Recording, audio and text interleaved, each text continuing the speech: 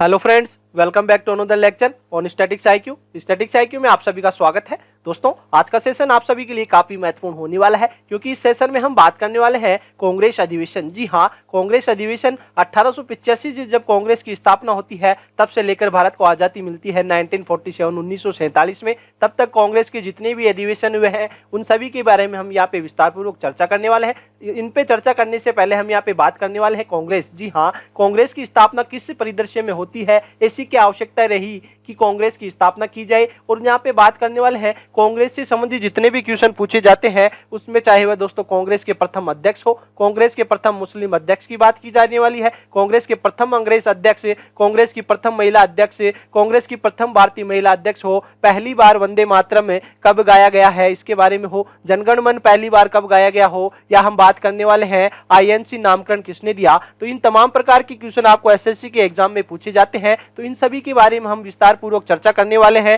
तो वीडियो के अंत तक बने रहिएगा क्योंकि आज के सेशन में हम पढ़ने वाले जितने भी क्वेश्चन पढ़ेंगे वह सभी क्वेश्चन आपकी एक तमाम प्रकार के एग्जाम, चाहे वो आपकी एसएससी की एग्जाम हो या दोस्तों रेलवे की एग्जाम हो या अदर स्टेट की किसी प्रकार की होने वाली वनडे कंपटीशन एग्जाम में यहाँ से क्वेश्चन 100% पूछे जाते हैं। तो ये वीडियो आप सभी के लिए काफी महत्वपूर्ण होने वाला है और आपको इस तरीके से पढ़ना है कि कभी दोबारा नहीं पढ़ना पड़े। तो इस प्रकार से हम यहाँ पे आपको बिल्कुल फैक्ट वाइज और जो आपके क्वेश्चन बनते हैं एग्जाम में उस प्रकार से पढ़ाने वाले हैं। तो वीडियो के अंत तक बनी रहिएगा। और हाँ, यदि आज ही आप हमारे चैनल से जुड़े हैं तो चैनल को सब्सक्राइब करके बेल आइकन पे प्रेस कर दीजिएगा ताकि इस प्रकार के समस्त वीडियो आपको सही समय से मिल सके। तो चलिए आगे बढ़ते हैं और बात करने वाले हैं कांग्रेस की। जी हाँ, कांग्रेस की स्थापना से आपसे किस प्रकार क्वेश्चन पूछे जाते हैं उसके बारे में बात करते हैं। तो दोस्तों, कांग्रेस की ऐसी क्या आवश्यकताएं पड़ी कि कांग्रेस की स्थापना की जाए। तो कांग्रेस की स्थापना दोस्तों यहाँ पे जो भारत के अंदर जो यहाँ पे इंग्लैंड जो राज करता था उसकी जो यहाँ पे वायसराय हुआ करते थे, उन वायसराय दोस्तों यहाँ पे भारत के लोगों का ये ऐसा समूह बनाना चाहते थे कि वह दोस्तों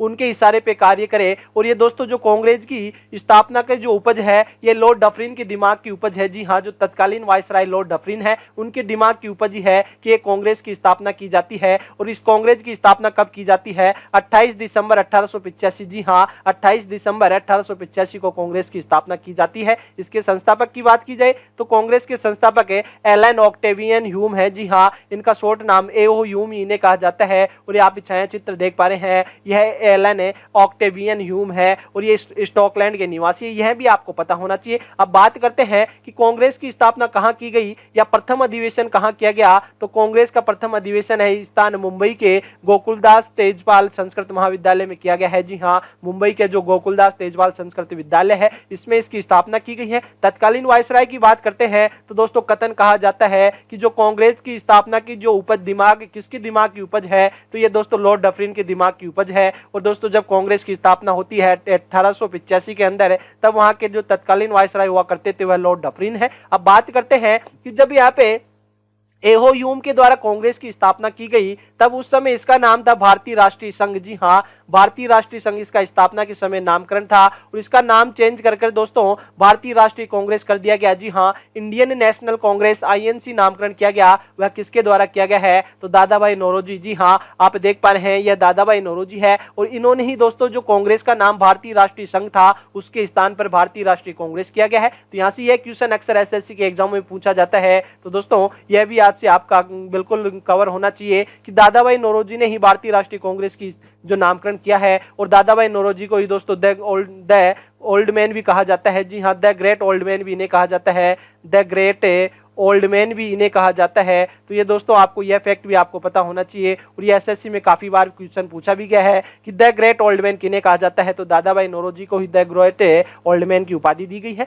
अब आगे बढ़ते हैं और बात करते हैं कि जो कांग्रेस की स्थापना की गई उससे संबंधित जो भारत के क्रांतिकारी नेता होते थे या दोस्तों जो विदेशी यहाँ पे नेता है या वायसराय है, उनके द्वारा कांग्रेस के लिए कुछ बयान कहे गए हैं, उनके ऊपर बात करते हैं। और ये अक्सर एसएससी के एग्जामों में पूछे जाते हैं। तो जो कांग्रेस के ऊपर फिरोज शाह मेहता ने क्या बयान दिया और कहा कि कांग्रेस की आवाज जनता की आवाज नहीं है। तो ये दोस्तों जो कथन कहा है कि कांग्रेस की आवाज है वह जनता की आवाज नहीं है, तो ये फिरोज शाह मेहता के द्वारा कहा गया है। और स्वयं लॉर्ड डफरिन ने क्या कहा है कि यह एक सूक्ष्मदर्शी अल्पसंख्यकों की संस्था है। तो दोस्तों जो लॉर्ड डफरिन है, तत्कालीन वायसराय जब 1885 में कांग्रेस की स्थापना होती है, उनके द्वारा भी कांग्रेस के लिए कथन कहा गया है कि सूक्ष्मदर्शी अल्पसंख्यकों की एक संस्था है। और अब बात करते हैं अगले व्यक्ति के बारे में, अरविंद घोष। तो अरविंद घोष ने कांग्रेस के लिए कहा है कि कांग्रेस भीख मांगने वाली एक संस्था है। तो दोस्तों कांग्रेस भीख मांगने वाली एक संस्था, यह किसका कथन है? तो अरविंद घोष का कथन है। और दोस्तों कांग्रेस के बारे में महात्मा गांधी ने भी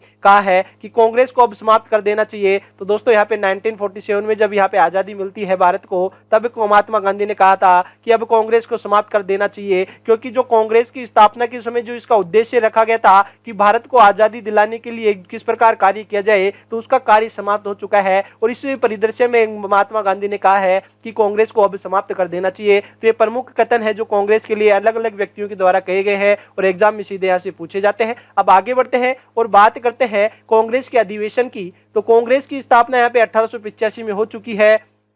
और यहाँ पे हम बात करते हैं 1885 में ही यहाँ पे पहला अधिवेशन होता है। वैसे तो दोस्तों जो कांग्रेस के अधिवेशन है वह हर वर्ष होते आ रहे हैं, लेकिन हम यहाँ पे जो चर्चा करने वाले हैं वह मुख्य अधिवेशन की बात करने वाले हैं कि जो आपको यहाँ पे एग्जाम में या तो एसएससी के एग्जाम पूछे जा चुके हैं या आपको आगे आने वाली एग्जामों में पूछे जाने की प्रोबेबिलिटी, प्रायिकता काफी अधिक है। उन क्वेश्चन या उन अधिवेशन के बारे में यहाँ पे चर्चा करने वाले हैं। तो सबसे पहले हम बात करने वाले हैं प्रथम अधिवेशन। जी हाँ, प्रथम अधिवेशन 1885 में होता है। स्थान कहाँ होता है? मुंबई में होता है। और प्रथम अध्यक्ष किसे बनाया गया है? तो डब्ल्यू.सी. बनर्जी, व्योमेश चंद्र बनर्जी को बनाया गया है। और ये जो प्रथम अधिवेशन होता है मुंबई के गोकुलदास तेजपाल संस्कृत महाविद्यालय के अंदर, उसमें दोस्तों केवल 72 प्रतिनिधियों ने भाग लिया है। तो 72 प्रतिनिधियों ने प्रथम जो अधिवेशन होता है मुंबई का अधिवेशन है उसमें भाग लिया था। अब बात करने वाले हैं सेकंड की। 1886 में जो दूसरा यहाँ पे अधिवेशन होता है वह कलकत्ता के अंदर होता है और इसके अध्यक्ष है जो दादा भाई नौरोजी को बनाया गया है। और दादा भाई नौरोजी दोस्तों आप देख पा रहे हैं कि जो कांग्रेस का नामकरण आईएनसी है वह दादा भाई नौरोजी के द्वारा ही किया गया है।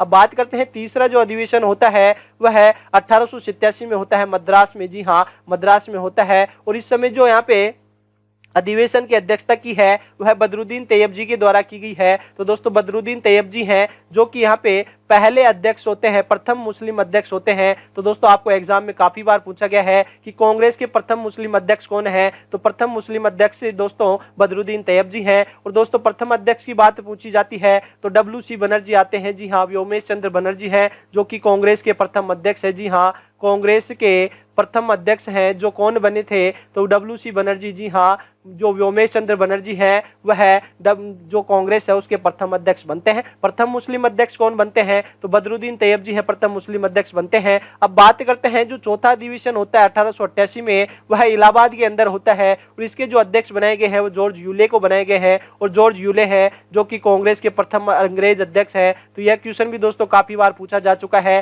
कि कांग्रेस के प्रथम अंग्रेज अध्यक्ष कौन थे? तो जॉर्ज यूले हैं जो कि कांग्रेस के प्रथम अध्यक्ष थे। और इन्होंने दोस्तों इलाहाबाद का जो अधिवेशन होता है 1888 में इसकी अध्यक्षता की थी। तो दोस्तों इस पेज के अंदर जितने भी क्वेश्चन है उन सभी के बारे में चर्चा कर ली है, चाहे वो दोस्तों कांग्रेस का प्रथम अध्यक्ष व्योमेश चंद्र बनर्जी है, प्रथम मुस्लिम अध्यक्ष है जो बदरुद्दीन तैयब जी है, और यहाँ पे जो प्रथम अंग्रेज अध्यक्ष है वह जॉर्ज यूले है। अब दोस्तों हम देख पा रहे हैं कि जो प्रथम 4 अधिवेशन होते हैं वह चारों दिशाओं में किए गए हैं। और दोस्तों जो कथन कहा गया था कि यह केवल दोस्तों जो कथन यहाँ पे आप देख पा रहे हैं, कथन कहा गया था कि जो कांग्रेस की आवाज है जनता की आवाज नहीं है। और दोस्तों इसीलिए दोस्तों जो यह चारों दिशाओं के अंदर ये अधिवेशन किए गए हैं। तो दोस्तों जो पहला अधिवेशन होता है 1885 में वह बंबई में होता है, दूसरा होता है कलकत्ता के अंदर होता है, तीसरा मद्रास कर्नाटक के अंदर है और चौथा इलाहाबाद यूपी के अंदर होता है। तो ये दोस्तों चारों दिशाओं में जो अधिवेशन करने का तात्पर्य यही रहा है कि यहाँ पे जनता को बताना चाहते थे कि यह जो कांग्रेस है वह पूरे देश की आवाज है। इस प्रकार से ये दोस्तों चारों दिशाओं में अधिवेशन जो होते हैं, चारों प्रथम 4 अधिवेशन 1885, 86, 87 और 88 में होते हैं, वह सभी चारों दिशाओं में किए गए हैं। तो दोस्तों इस प्रकार से अधिवेशन किए गए हैं। अब बात आगे बढ़ते हैं और बात करते हैं 1896 में जो कलकत्ता अधिवेशन होता है उसके बारे में बात करते हैं। तो दोस्तों जितने भी अधिवेशन की हम बात करने वाले हैं जिनमें महत्वपूर्ण क्वेश्चन पुटअप हो सकते हैं उस अधिवेशन की ही बात करने वाले हैं। तो दोस्तों बात करते हैं 1896 का जो कलकत्ता अधिवेशन होता है उसकी अध्यक्षता किसने की थी, तो रहीमतुल्लाह शियानी के द्वारा इसकी अध्यक्षता की गई है। जी हाँ, रहीमतुल्लाह शियानी के द्वारा इसकी अध्यक्षता की गई है। और दोस्तों क्वेश्चन इस प्रकार पूछा जाता है कि पहली बार वंदे मातरम गीत कब गाया गया था, तो पहली बार वंदे मातरम गीत है जो कि कलकत्ता अधिवेशन 1896 में गाया गया है और इसकी अध्यक्षता रहीमतुल्लाह शियानी के द्वारा की गई है। अगला जो इंपॉर्टेंट अधिवेशन आता है वह 1905 का आता है। और 1905 का जो इंपॉर्टेंट अधिवेशन क्यों है, क्योंकि दोस्तों आपको एग्जाम में पूछा जाता है बंग भंग आंदोलन का समर्थन किस अधिवेशन में किया गया है, तो बंग भंग आंदोलन का समर्थन है 1905 के वाराणसी आंदोलन अधिवेशन के तहत किया गया है। और इसकी बात करते हैं तो गोपाल कृष्ण गोखले हैं। जी हाँ, गोपाल कृष्ण गोखले ने 1905 की जो इसकी अध्यक्षता की है अधिवेशन। अगले अधिवेशन की बात करते हैं 1906 का अधिवेशन भी दोस्तों कलकत्ता का अधिवेशन है और 1896 का भी कलकत्ता है। कलकत्ता में काफी अधिवेशन होते हैं लेकिन इनसे दोस्तों क्वेश्चन काफी पूछे जाते हैं और ये काफी कंफ्यूजन का यहाँ पे क्वेश्चन रहता है कि कलकत्ता अधिवेशन में ही पहली बार वंदे मातरम गीत गाया गया, कलकत्ता अधिवेशन में ही स्वराज शब्द का प्रयोग किया गया। लेकिन जो दोस्तों जो पहली बार वंदे मातरम गीत गाया जाता है वह कलकत्ता अधिवेशन में ही गाया जाता है, लेकिन 1896 की कलकत्ता अधिवेशन में गाया जाता है। जबकि स्वराज शब्द का प्रयोग सबसे पहले किया गया है वह कलकत्ता अधिवेशन 1906 के अंदर किया गया है और इस 1906 कलकत्ता अधिवेशन की अध्यक्षता है दादा भाई नौरोजी के द्वारा की गई है। अगला इंपॉर्टेंट क्वेश्चन है कि जो 1907, जी हाँ 1907 का जो सूरत का अधिवेशन होता है इसकी अध्यक्षता रास बिहारी घोष के द्वारा की जाती है और कांग्रेस का विभाजन होता है। जी हाँ, कांग्रेस का विभाजन नरम दल और गरम दल में जो होता है वह सूरत अधिवेशन 1907 के अंतर्गत ही होता है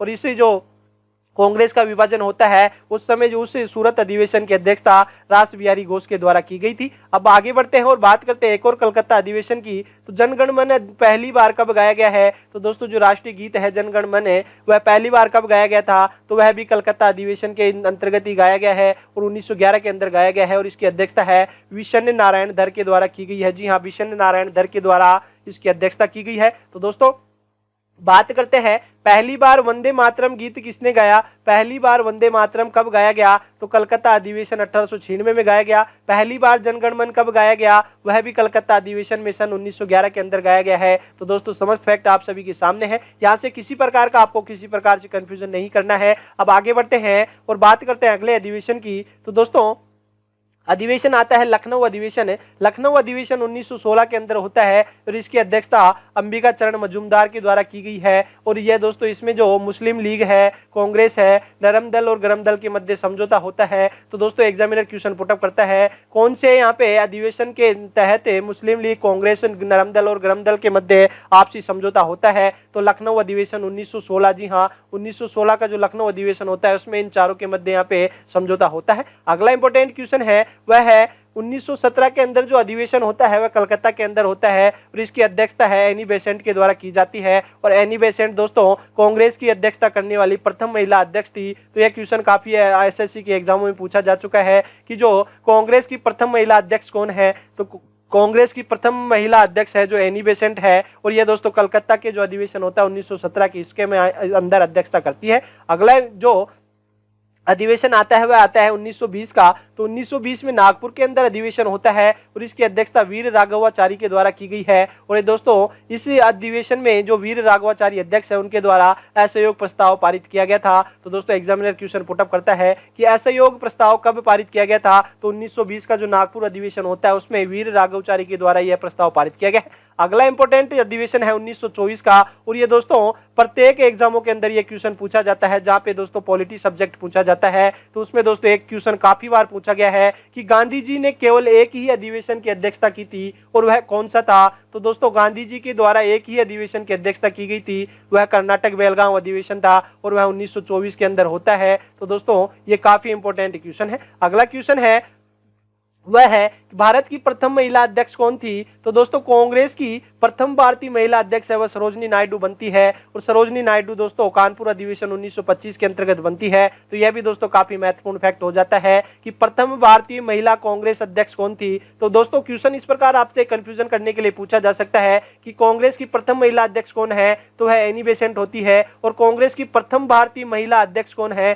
तो वह दोस्तों सरोजनी नायडू है। तो यहाँ से आपको किसी प्रकार से कोई कंफ्यूजन नहीं रखना है, बिल्कुल फैक्ट वाइज आपको यहाँ पे बताया गया है। अब बात करते हैं, क्वेश्चन आपसे पूछा जा सकता है कि पूर्ण स्वराज की मांग किस अधिवेशन के अंतर्गत की गई थी। तो पूर्ण स्वराज की मांग जो की गई है वह लाहौर अधिवेशन के अंतर्गत की गई है, और लाहौर अधिवेशन 1929 के अंदर लाहौर में पाकिस्तान में होता है। और दोस्तों तब उसके जो लाहौर अधिवेशन की अध्यक्षता है जवाहरलाल नेहरू के द्वारा की गई है। तो दोस्तों इस प्रकार भी क्वेश्चन पूछा जा सकता है कि पंडित जवाहरलाल नेहरू ने कांग्रेस के किस अधिवेशन की अध्यक्षता की है। तो कांग्रेस के जो लाहौर अधिवेशन 1929 होता है, जी हाँ, लाहौर का 1929 का अधिवेशन होता है, उसकी अध्यक्षता पंडित जवाहरलाल नेहरू के द्वारा की गई थी। अब बात करते हैं अगला क्वेश्चन क्या पूछा जा सकता है। तो अगला क्वेश्चन पूछा जा सकता है आपसे कि मौलिक अधिकार किस अधिवेशन में पारित किए गए हैं। तो कराची अधिवेशन होता है 1931 का, इसकी अध्यक्षता वल्लभ भाई पटेल, सरदार वल्लभ भाई पटेल के द्वारा की गई है, और इस कराची अधिवेशन 1931 के अंदर ही मौलिक अधिकार पारित किए गए थे। अगला इंपॉर्टेंट है